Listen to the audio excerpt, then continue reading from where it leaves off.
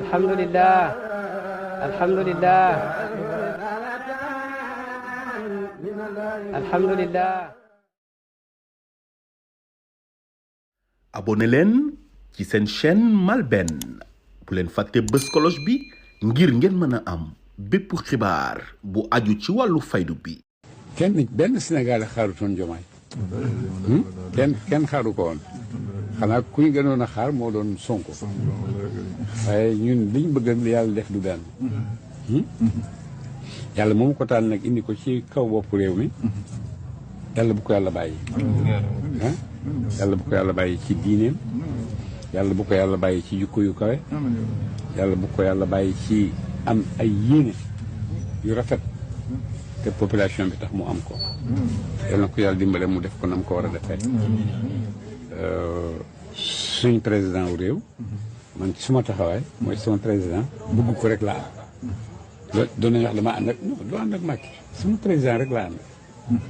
fu mu mënti doon dinaa la teg foofu ma teg suma président ndax noonu laa gisoon bàyyi di def bëgg président wu réewam di ko jàppale di ko dimbale waaye du jëmm ji moo tax nekk li nga représenté moo tax su fekkee peuple bi yëpp ànd nañ ne kii la yow nga bëgg a taxaw fële bokkatoo fi peuple di ànd rek foofu ngay ànd li peuple bi di wax moom ngay wax li peuple bi di ñaan ngay ñaan te président bu ñemee jël engagement ne ñeme laa jiite peuple bi kooku dëgg-dëgg yërëm lañ ko war a def di ko ñaanal yàlla jàppale ko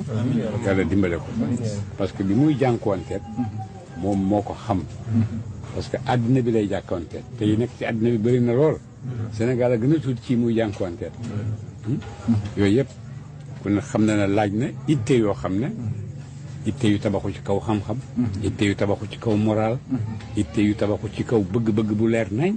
dinaa bëgg pour sama peuple yooyu yëpp ñu mooy ñaan yàlla yàlla na ko yàlla dajale ci moom te yàlla na ko yàlla dimbale yàlla na ko yàlla taxaw yàlla na yàlla dimbale Sénégal yàlla na leen yàlla def moo groupe bi yëpp ñu nekk barke pour Sénégal nekk yiw pour Sénégal nekk dal pour Sénégal yàlla na yàlla defal leen ko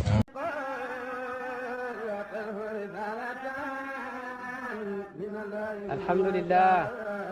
alhamdulillah alhamdulillah. abonné leen ci seen chaîne MALBN bu leen fàtte bës cloche bi ngir ngeen mën a am bépp xibaar bu aju ci wàllu faydu bi.